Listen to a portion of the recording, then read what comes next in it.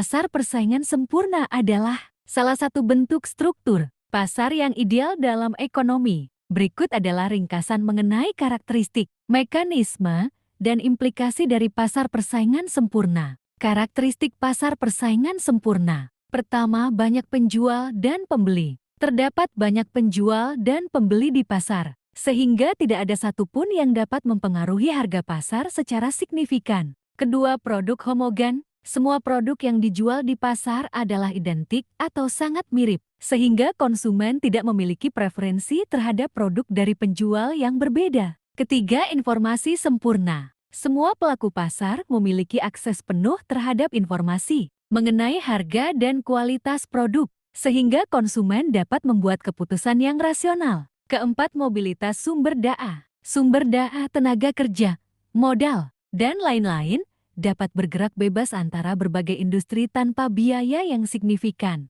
Kelima, tidak ada hambatan masuk dan keluar. Perusahaan dapat masuk atau keluar dari pasar dengan mudah tanpa menghadapi hambatan yang berarti, seperti regulasi atau biaya tinggi. Mekanisme pasar. Pertama, penentuan harga. Harga ditentukan oleh interaksi antara permintaan dan penawaran. Jika permintaan meningkat, harga akan naik dan sebaliknya. Kedua, keputusan produksi. Perusahaan akan memproduksi hingga titik di mana biaya marginal sama dengan penerimaan marginal. Mr. Amsi untuk memaksimalkan keuntungan. Ketiga, titik impas. Perusahaan akan mencapai titik impas ketika total penerimaan sama dengan total biaya. Implikasi pasar persaingan sempurna. Pertama, efisiensi alokatif. Sumber daya dialokasikan secara efisien karena harga mencerminkan biaya marginal dari produksi. Kedua, efisiensi produksi. Perusahaan beroperasi pada skala minimum dari biaya rata-rata jangka panjang